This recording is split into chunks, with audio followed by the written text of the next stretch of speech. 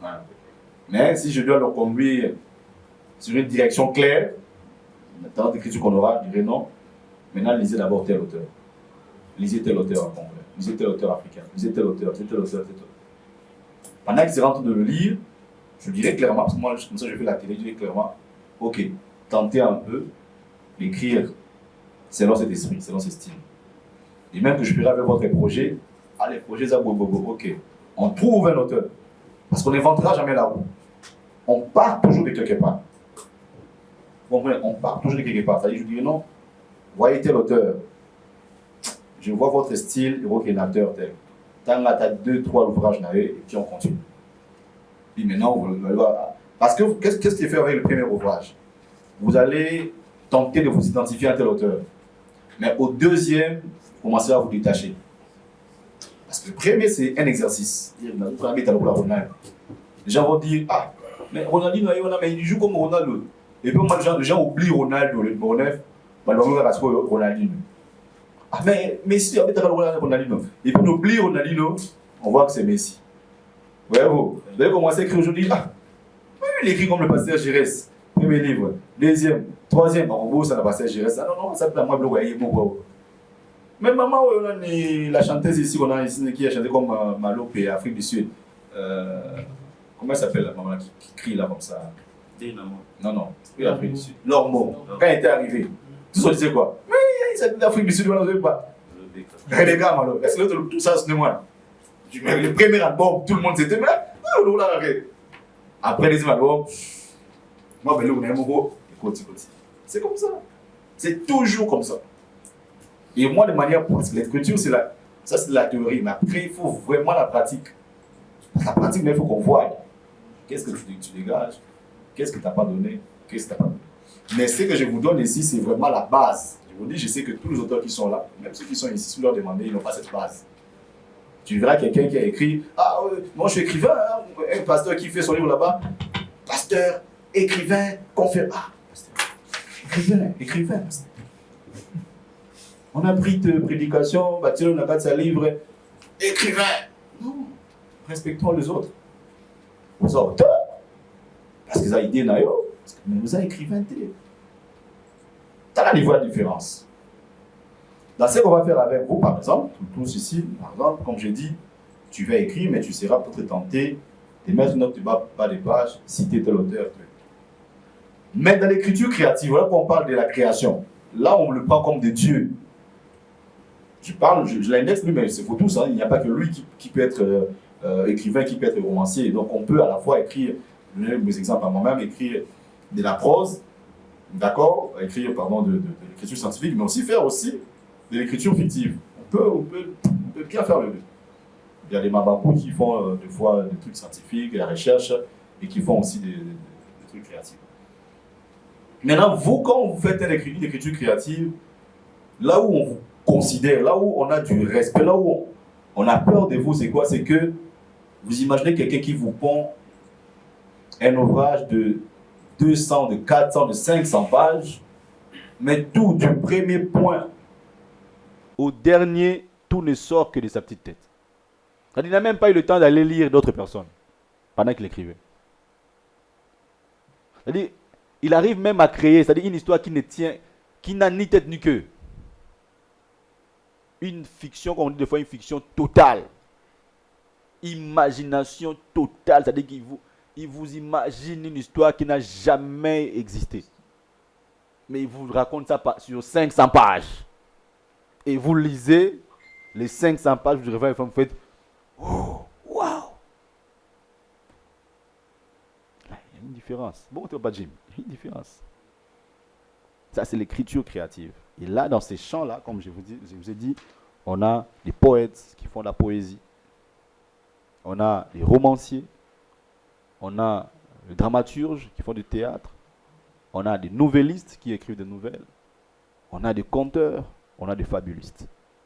Maintenant, parce qu'on n'a pas du temps, chaque genre a sa spécificité. Celui qui écrit la poésie n'écrira pas de la même manière que celui qui écrit un roman. Celui qui écrit le roman n'écrit pas de la même manière que celui qui écrit une nouvelle pas de la même manière que celui qui écrit un conte, encore moins celui qui écrit des fables. Donc chaque genre littéraire ici a sa spécificité, a ses propres caractéristiques. Il y a ceux qui sont maintenant transdisciplinaires, qui arrivent à écrire, à maîtriser à la fois un roman. Il te fait une saison, il te publie un roman. L'année qui suit, il te fait du théâtre. L'année qui suit, il te fait des nouvelles. Il te fait des contes. Et il maîtrise tout. Il y a d'autres qui veulent aussi tout embrasser, mais ils ne maîtrisent pas. Il écrit bien un roman, mais il vient à la nouvelle, il échoue. Il écrit bien la nouvelle, il vient dans le roman, il échoue. D'accord? On est donc dans plusieurs genres ici, qu'il faut arriver aussi à comprendre d'abord. Et après, maintenant, vous vous direz, ah, moi je crois que j'aime beaucoup les romans, je vais m'exercer dans les romans. Moi j'aime beaucoup les théâtres, je crois que j'ai une... comme tu disais pour l'histoire, là, il y a maman, tu vas maintenant réfléchir, dire, ah, pour l'histoire de maman, je ne peux pas faire des poèmes pour maman. Ah, oh, ma mère, oh, tu fais des poèmes. Mais alors, il faut aussi savoir que poème et poésie, il y a une différence. Encore deux trucs. On peut avoir un poème qui est dénué de poésie. J'aime souvent dire ça. C'est-à-dire, le poème, c'est un genre littéraire parce que le texte est écrit en vers. D'accord? Dans l'autre registre des romans et de nouvelles et consorts, les textes sont écrits en prose. Qu'est-ce que cela veut dire? Je ne sais pas illustrer ça ici par rapport au livre que j'ai ici. Le livre de Rufus, par exemple, c'est un roman, comme il a dit. Les textes sont écrits en prose. D'accord? C'est-à-dire qu'ils sont des paragraphes normaux. Mais vous verrez les poèmes, des fois, on ne va pas jusqu'à la fin. Tu vois? Paf, et puis, ces textes-là, on appelle ça des vers. Ça, ce sont des vers. C'est-à-dire qu'il peut écrire ô Rufus, il arrête la première ligne, il vient deuxième ligne, toi mon soleil, troisième ligne, je pense à toi, quatrième ligne, cette nuit même, et ainsi, ça sont des vers. C'est comme ça qu'on écrit un poème. Mais on peut aussi avoir des poèmes écrits en prose. Là maintenant, ce sont d'autres experts, d'autres poètes qui ont poussé les trucs un peu plus haut. C'est-à-dire qu'il vous faut un recueil de poésie, mais des poèmes sont comme des phrases. Mais c'est plein de poésie. On aura illustré ça prochainement. Vous avez par exemple un auteur comme Aimé Césaire, dans son recueil intitulé Cahiers d'un retour au pays natal. C'est vraiment de prose, mais alors c'est un recueil de poèmes écrits en prose. Plein de poésie. C'est une autre dimension, mais on commencera d'abord par des vers simples et tout et tout. Vous avez étudié c'est sûrement l'école des quatrains, même des octosyllabes, des alexandrins, d'accord? Et maintenant, on est plus dans ce qu'on appelle la poésie libre, où on se focalise plus dans ces choses-là, de calculer les pieds, et tout et tout. Maintenant, tu exprimes ce que tu ressens, tu le mets en vers, et ça marche. D'accord? Alors, dans l'autre registre, ici, on est dans le scientifique, là. Vous avez maintenant ceux qui peuvent écrire des ouvrages religieux, des ouvrages économiques, des ouvrages politiques, et ainsi de suite. Alors, eux là, c'est là maintenant je reviens sur ta question. Quand on fait des chapitres, comment les présenter et tout? Non, je parle ici seulement de la notion de la symétrie. Il n'y a pas, à moins, alors ça dépend des fois de maison d'édition, où vous envoyez votre texte. Une maison d'édition peut, ça c'était l'objet de la dernière séance du 13, une maison d'édition peut vous dire, moi ici je ne reçois pas d'ouvrages qui font moins de 200 pages. En fait, chaque maison d'édition a sa spécificité, a ce qu'on appelle sa politique éditoriale. D'accord? Une maison peut vous dire, non, moi je n'édite pas des petits livres de 50 pages. Non, non. Quand vous soumettez un manuscrit, le texte A4 doit déjà faire plus de 150 pages. Quand vous soumettez seulement les 150 pages, je dis non, non, on ne prend pas. Travaillez plus de 150 pages. Tout comme ça peut être le contraire. Je connais des maisons où tu leur donnes 200 pages A4, ils savent que ça fera pratiquement 400 pages A3, ou A5, pardon. Ils vous retournent et disent non, non, non, non, maître, ça c'est beaucoup, il faut réduire. Donc, politique éditoriale. Et notre, vous allez maintenant par rapport au chapitre, vous faites par exemple 3-4 chapitres, ils disent non, non, non, il faut avoir plus de 6 chapitres. Politique éditoriale.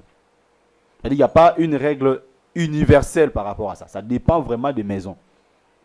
D'accord? Mais du moins, côté symétrie, asymétrie, ça, vous-même, vous devrez, ça c'est vraiment depuis l'école. Vous ne pourrez pas vous permettre quand même de faire un chapitre. Ça ne se fait pas. Ça se fait pas. Vous faites un livre, le premier chapitre, page non, non. Autant mieux réfléchir, gonfler ou bien rassembler le premier et le deuxième chapitre, voir. Parce que le chapitre, ça doit quand même prendre un bon contenu. Qui aura une section, qui aura voilà, des sous-sections, qui aura. C'est ça un chapitre. D'accord? Et si vous faites un premier chapitre qui a par exemple 10 pages, veillez à ce que le deuxième entre 9, 8 ou 12. Vous voyez cette symétrie-là. Mais vous ne pouvez pas avoir le premier chapitre qui a 10 pages et le deuxième qui a 5 pages. Moitié totalement, non. Il faut toujours vraiment gérer sur la symétrie, l'équilibre. Mais la compte peut être sur 2 pages, là, il n'y a pas de problème. 2 pages, 3 pages. Mais en tout cas, les chapitres doivent être équilibrés. Et j'insiste encore ici que tout dépend plus des maisons d'édition. Sur le nombre des pages du livre. Et comment orienter le chapitre là, c'est. Alors, je donne un peu de matière de cette séance-là. C'est que aussi. Mais je risque de détruire cette séance-là, mais bon, c'est pas grave. C'est que aussi. Vous pouvez. Il y a des gens qui contournent ça maintenant en passant par ce qu'on appelle l'auto-édition. D'accord? Parce que quand vous faites éditer, vous êtes contraint à suivre la politique de la maison d'édition, qui va vous éditer par exemple à compte d'éditeur. C'est comme un producteur, hein, Papa Jim.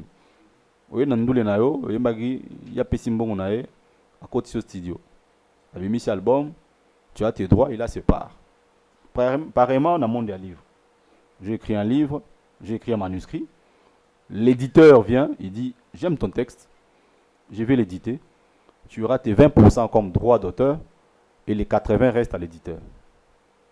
Maintenant, il te dit, voilà ce que moi j'exige de toi. Le titre, tu changes. La conclusion, tu modifies. C'est comme ça se fait. Ça, ce sera vraiment dans le cadre, il y a édition. Mais ça marche comme ça. Donc, premier point ici, par exemple, je commence maintenant à faire les comparatifs par rapport à tout ce que je disais au début là. Quand j'ai insisté sur que tu ne peux pas commencer une phrase, par exemple, entre nous, en minuscule, mais celui qui pratique l'écriture créative peut se le permettre. Peut se le permettre. J'aurais vraiment voulu avoir un... Peut se le permettre. Ça veut dire quoi? Vous tombez, par exemple, sur un livre d'un auteur qui commence sa phrase en disant je m'appelle. Mais avec un J minuscule. Ça, c'est quoi? Je m'appelle Ali Richard. Quand vous tombez sur ça, dans un roman, quelqu'un peut se dire, ah, mais vraiment, bon livre, la minuscule, mais c'est vous qui ne connaissez pas. Hein, pas Fortuna. Hein? Moi, il faut que ça vous inquiétez, ah, non, non. Parce que celui qui pratique l'écriture créative est dans ce qu'on appelle la liberté de la création. C'est un Dieu. Voyez-vous, tu ne peux pas dire à Dieu, non, Nzambe, comment souffler mon pépé boy? Et t'as lié, il y a Nzambe. Il a décidé que le livre pour les bandas, début dans mon banana JMK. Il s'en fout éperdument de vos règles grammaticales. L'écrivain, c'est un Dieu. L'écrivain, c'est l'artiste. L'artiste, c'est ce qui qualifie l'artiste au premier degré. On devient un véritable artiste quand on a compris la notion de la liberté. C'est-à-dire que tu verras quelqu'un comme Picasso, c'est pas qu'il ignore les règles de l'art. Picasso, c'est un bon dessinateur qui, avant qu'il commence à faire les abstractions, le dessin comme un petit enfant, il te fait un bon portrait. Bien. Mais il atteint un second niveau, il comprend que le beau réside. Hein? Tu vois, il regarde l'enfant, il dit non, dessin moi. Tu vois comme les enfants font. Moi, si mon enfant fait ça tout le temps. Et il se tourne vers ça. Et il devient le meilleur dans le monde entier. Ce n'est pas qu'il ignore les règles de l'art. J'insiste d'abord sur ça. L'auteur, l'écrivain, qui vient commencer à écrire un livre avec un J minuscule, ce ne doit pas être un petit de primaire ou de secondaire qui ignore que normalement la phrase commence avec un J majuscule. Est-ce que vous me comprenez vraiment par rapport à ça? Parce que je ne voudrais pas qu'en sortant d'ici, ah non, il nous a dit non, non, non, il faut bien comprendre, ça sera, ça sera grave. Je prends un exemple. Moi, j'aime bien la phrase qui dit ceci. Pour bien dominer sur quelque chose, il faut bien maîtriser la chose. Ne peut se permettre, d'accord? Ne peut se permettre de faire des digressions, ne peut se permettre de dominer sur la grammaire que celui ou celle qui a maîtrisé la grammaire. Ce n'est pas celui qui ne sait pas que commence la phrase par la lettre majuscule. Non. Je suis d'accord avec celui qui, il sait très bien que la phrase commence avec la lettre majuscule, J, G. Bon. Mais puisqu'il a atteint un autre niveau de création, d'art, lui se dit par rapport à l'art, dans l'histoire, je ne commence pas par lettre majuscule, je commence par des points de suspension, par des points, 3 points. Et puis, mais je suis perdu. Point.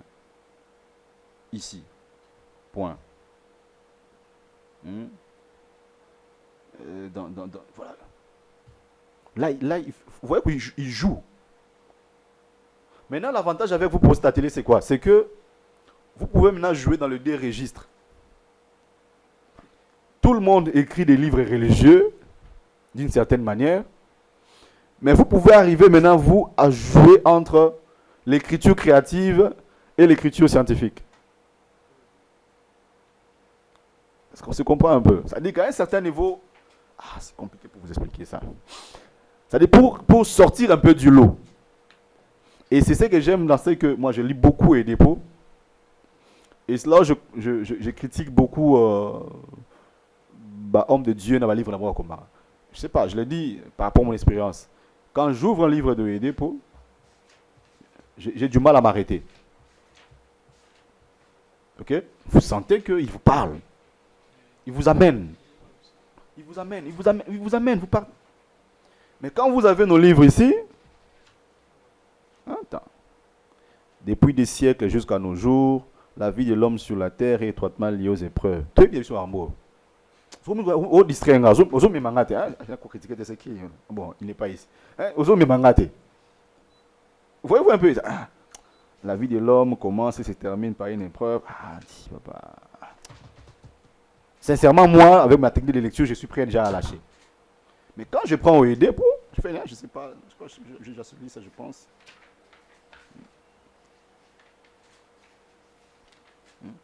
La réussite de la vie n'est pas mesurée à l'aune de la quantité des possessions accumulées, ni par la popularité. Tout ça, j'ai que non,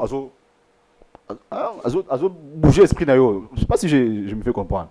Et chaque point, chaque chapitre, tu sens qu'il t'amène quelque part. Tu sens qu'il t'amène quelque part. Tu sens que c'est pas des rédites, c'est pas quelqu'un qui cherche à construire une phrase, à définir la chose. Non, non, non, non, il t'amène. Et moi, je travaille maintenant sur ça. Même dans votre livre là, je vous dirais, il ne faut pas compliquer l'écriture. Il faut faire en sorte que quand tu écris, tu sois comme quelqu'un qui raconte quelque chose et que la personne ne s'endort pas. Si tu arrives à faire ça, c'est bon.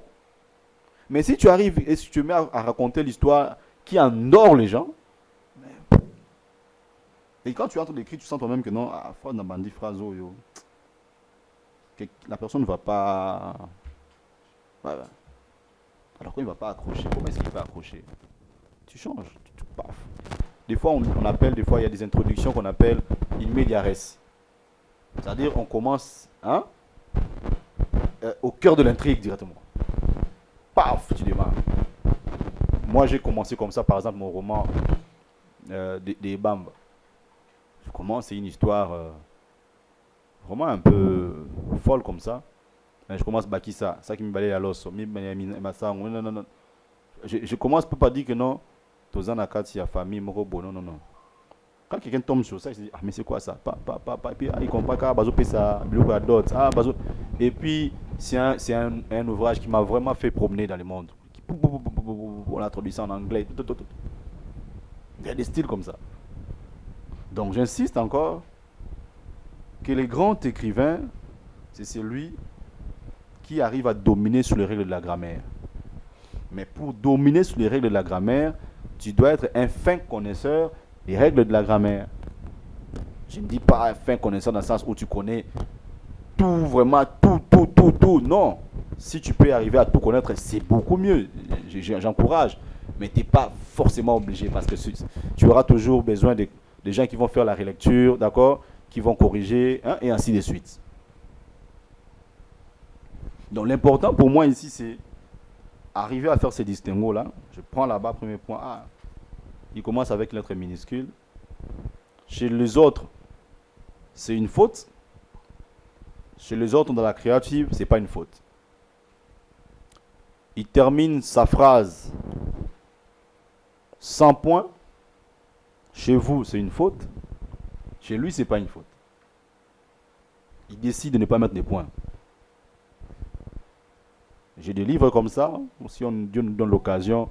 Ah, pourquoi même à l'occasion? Vous pouvez même noter. Cherchez un auteur qui s'appelle Alain Mabankou. Vous le connaissez, non? Non? De Brazzaville. Vous le connaissez, non? Alors, lisez son ouvrage qui s'intitule Vers cassé.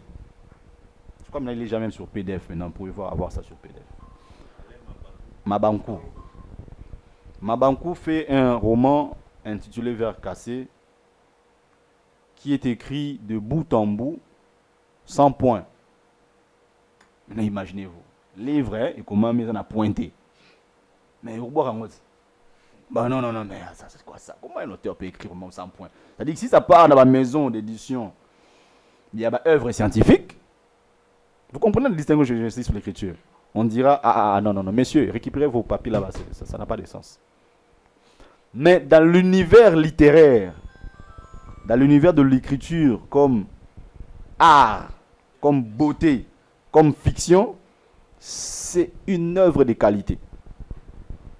Vous voyez la distinction? C'est-à-dire que je dis, voilà pourquoi je leur avais demandé au profil des participants, est-ce que, parce qu'on dit que l'écriture, vous voyez, papa Jim, c'est l'ensemble.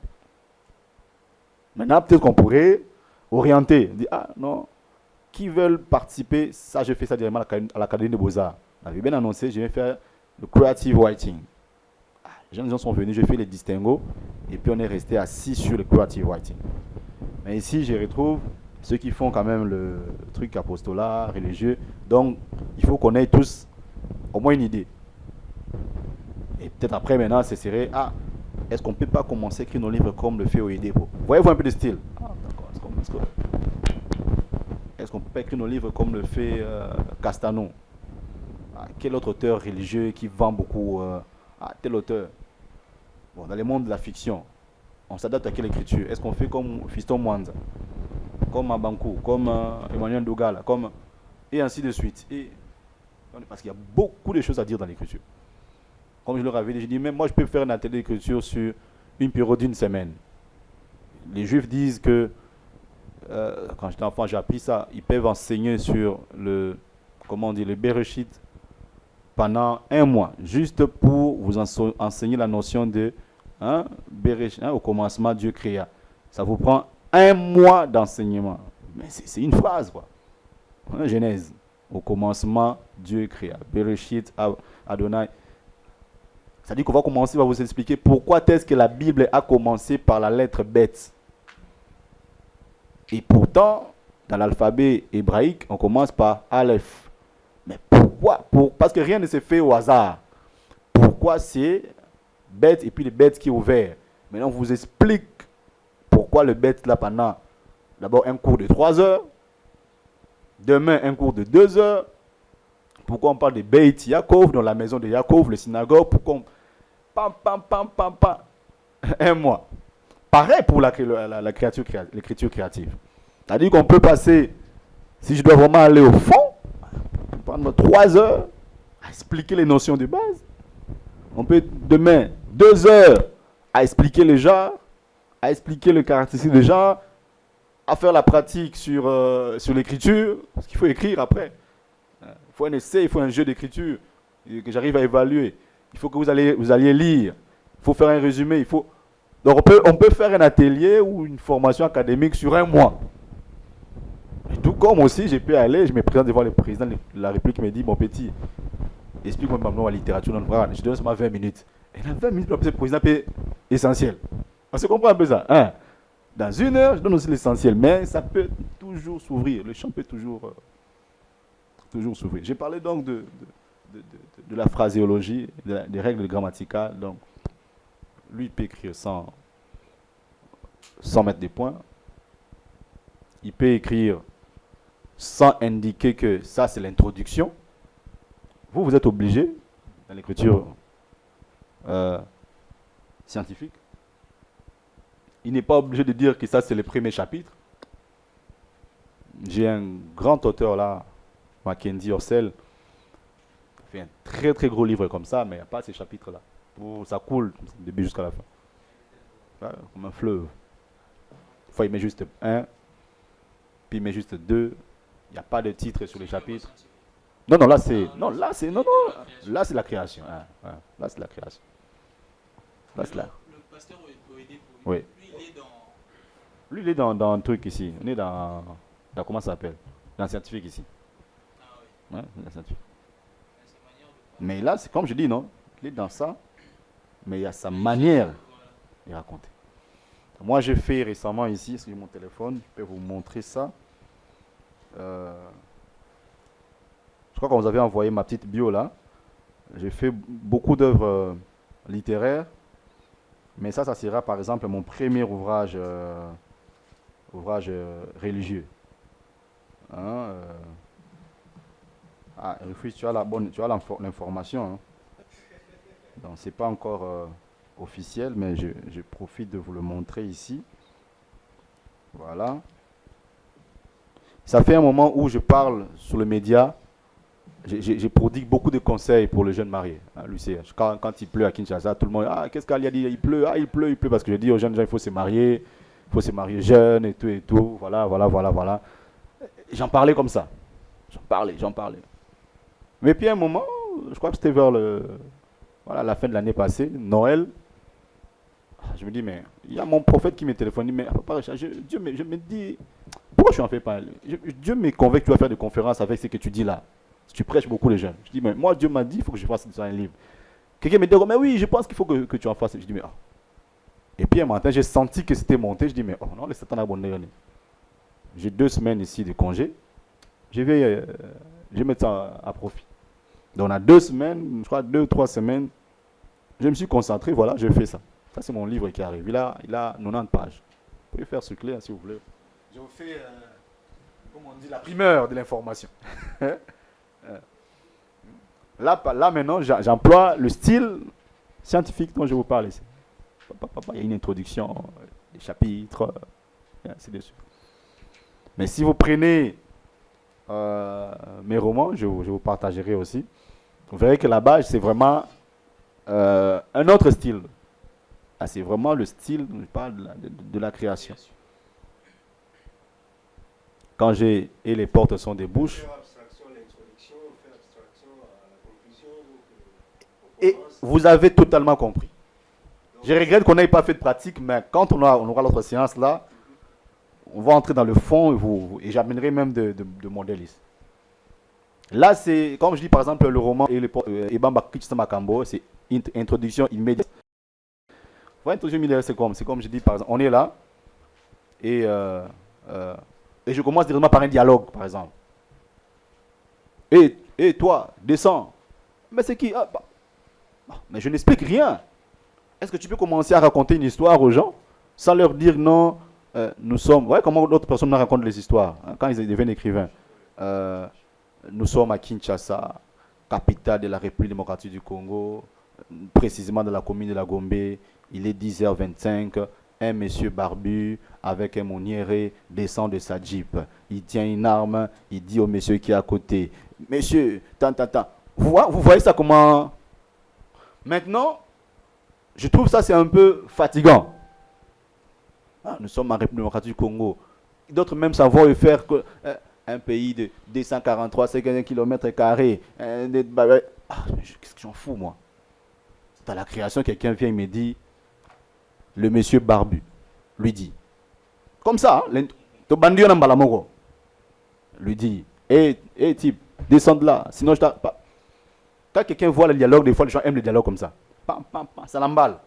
Pam, pam, pam, pam, pam, pam, pam, pam, pam. Puis on commence à les rappeler ces jours-là. Hein, Juna avait perdu sa jambe à cause des âmes. Il y a des films qui commencent comme ça. Non? Films, la scène et puis maintenant, après, pendant que ça défile, on commence à faire comme des flashbacks. On commence à comprendre. Ah, histoire, on est dans la ligne des Bodok. Ah, moi, on a le côté de balabala. Ah! Et ça fait beau en fait, c'est ça la fiction, c'est ça la création en fait. C'est-à-dire que dans le monde de la création, tu ne peux pas écrire comme tout le monde. Tu ne peux pas raconter comme tout le monde. Tu dois raconter avec du beau, mais raconter aussi pour capter l'attention. À un moment, quelqu'un se sent comme il est perdu. Comme s'il était perdu. Mais il s'est dit, non, c'est bien parce que, ce qu'on a de manière littéraire, hein, littérale, comme on dit bien, comment je vais dire. Vraiment linéaire pardon c'est lassé mais tellement que zwinga na katika tu sens que na yeba voilà, voyez-vous. Et donc c'est vraiment, vous avez vraiment compris ça, c'est-à-dire que tu n'es pas obligé. Tout ce qui importe pour toi dans la création littéraire, vraiment dans l'écriture créative, c'est de nous saisir à vif. De toute façon, c'est ça, en fait. L'écriture devrait tendre à ça. C'est-à-dire que tu arrives à nous capter et pendant qu'on te lit, ton écriture nous plaît. C'est-à-dire, et l'histoire qui nous plaît, et des mots qui nous plaisent, vous jouez sur les deux. D'où, quand je parlais ici de... Alors là, ça fait référence à vous trois par rapport à vos zones, par rapport à là où vous vous trouvez, ceux qui sont dans l'écriture scientifique et dans l'écriture créative. Tous deux, vous avez besoin de quoi? D'un planning. On ne va pas dire que non. Quand je dis planning, ce n'est pas forcément premier chapitre, introduction, premier... Non. Si dans le domaine, comment ça s'appelle, scientifique, c'est introduction, premier chapitre, sous-section, deuxième chapitre, conclusion. Vous aussi, quand bien même vous commencez avec l'introduction immédiate, vous avez un planning. C'est-à-dire que, comme on dit, la meilleure improvisation, c'est celle qui se prépare. Vous, c'est une improvisation pour vos lecteurs, mais chez vous, c'est un plan. Je ne sais pas si on se comprend bien. C'est-à-dire que vous-même, vous n'êtes pas surpris de ce que vous écrivez. Vous avez schématisé cela de telle manière pour que le lecteur, lui, soit surpris. Mais vous avez l'histoire claire. On est d'accord? Vous avez par exemple l'histoire qui est claire. Dans quel sens? Si je donne un exemple d'une de mes nouvelles. Je suis dans une famille, d'accord? Il y a papa, il y a maman, il y a l'enfant. Les papas décèdent, la maman décède, l'enfant reste. On va l'appeler Étiqué. Ça fait aussi référence à mon hasard orphelin. Étiqué va vivre chez son oncle paternel, le petit frère à son oncle, à son père.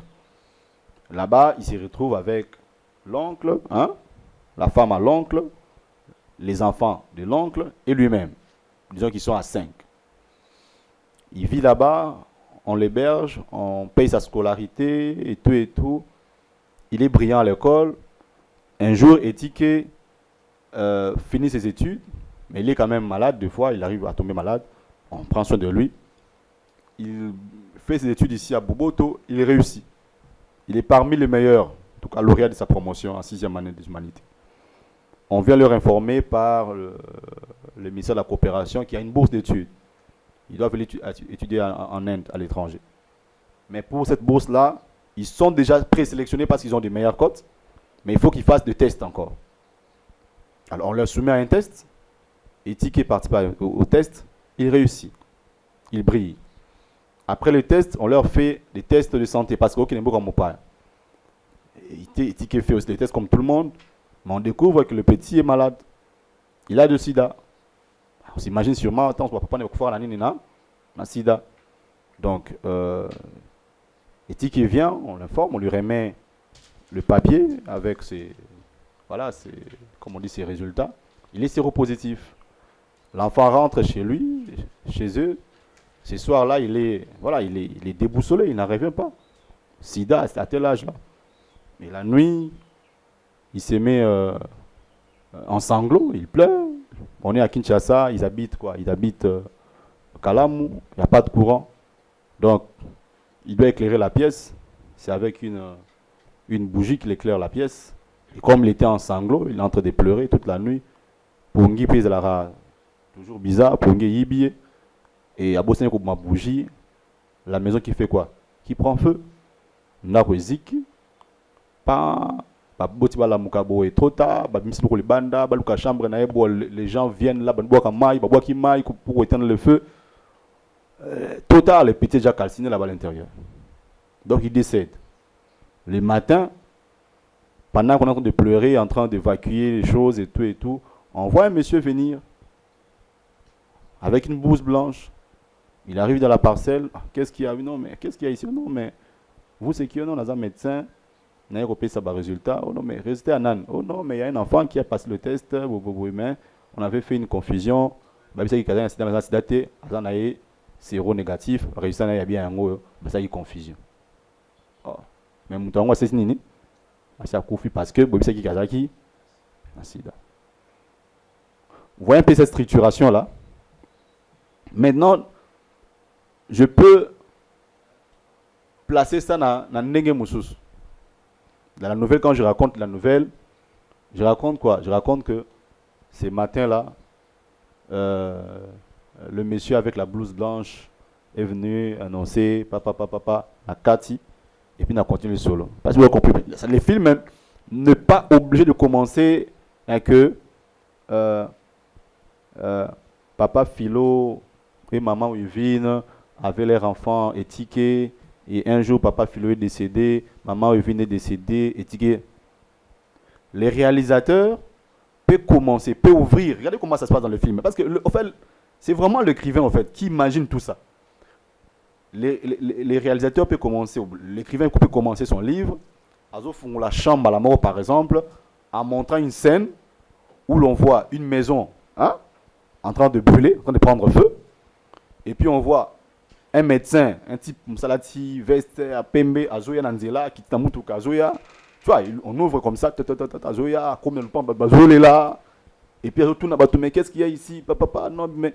Et puis pendant que Bagba do Solana bateau, pas à fond les champs Moussous, le film, fond les champs Moussous, on voit pas Etiki en train de jouer avec ses amis dans la école, Bimi lauréat. Et puis le film continue.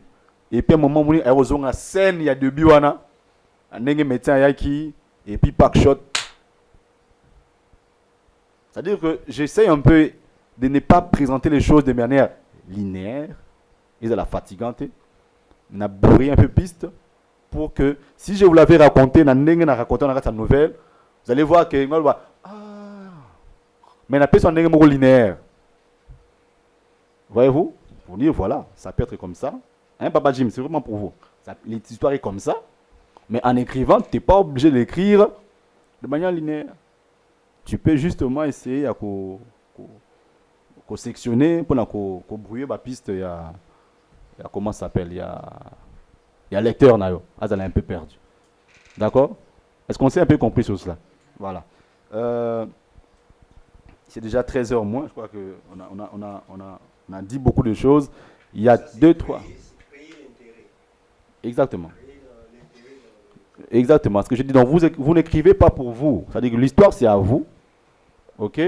Mais vous écrivez pour qu'on vous lise. Et que celui qui vous lit soit vraiment saisi par votre écriture.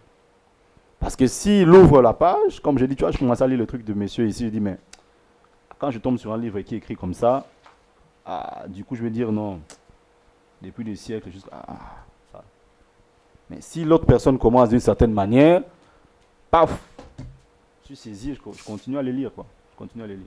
Donc, tout dépend de vous. Mais alors, quand vous avez déjà les techniques, quand vous avez déjà les codes, c'est à vous d'utiliser ces codes-là. Ce qu'on va faire, c'est que je ne peux pas le continuer aujourd'hui, c'est que peut-être à une refuse prochainement, ce qu'on aura à faire, c'est que j'irai dans la pratique, fait avec les amis de l'Académie des Beaux-Arts, c'est que par exemple, du côté écriture créative, on parlera de manière approfondie maintenant. On se dit, bon, Papa Jim va écrire quoi? Ah, je vais écrire un roman, je vais écrire une nouvelle. Mais ce que je donne toujours comme base, moi, dans l'écriture créative, c'est vraiment la nouvelle. Ça, je vous préviens déjà. Je vous préviens la nouvelle. Ça vous permet de faire quoi? Ça vous permet de vous renseigner peut-être déjà. Moi, c'est parce que la base, pour moi, c'est vraiment la nouvelle. C'est un récit très court. Et je vous donne des techniques, comment écrire. Parce que quand vous avez la maîtrise de la nouvelle, ça vous ouvre le champ sur tous les autres genres littéraires. Et surtout des genres narratifs. Donc, une nouvelle, ça vous permet d'écrire un roman, d'écrire du théâtre, et ainsi de suite. Et ça, on va vraiment se focaliser dessus, parce que vraiment, c'est mon genre de prédilection, la nouvelle littéraire. Et pareil qu'on fera pour les ouvrages ou la littérature scientifique. On se dira, bon, comme on est plus avec des religieux ici, essayons d'aborder, Dieu merci, je vous ai montré, j'ai fait pratiquement un livre religieux sur le mariage. Donc, on va même travailler sur ça. Pourquoi je commence ça de telle manière. Même mon introduction ici, c'est une introduction vraiment différente de beaucoup d'auteurs religieux. Je me dis, qu'est-ce qui m'intéresse quand j'ouvre le livre d'un auteur religieux? Qu'est-ce que j'aime voir dès le premier chapitre, de l'introduction? J'aimerais qu'on m'écrive de telle manière. Moi, j'aime qu'on m'écrive comme si on discutait avec moi. Comme si on me prêchait, comme si comme si maintenant non, l'important c'est voilà. Et quand on arrive à me raconter l'histoire comme ça de manière accrocheur, donc paf, je suis saisi et je continue avec. Donc on va faire ça très prochainement, parce que je crois que c'est pasteur Kelly, pasteur Patrick est déjà là. Donc il est 13h moins, je crois que je vais lui céder pour la deuxième session, la deuxième séance.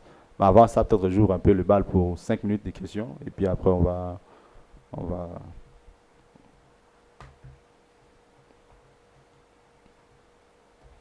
Papa Jim, je vous écoute. Papa Emmanuel et... Papa Noël et Papa Fortune.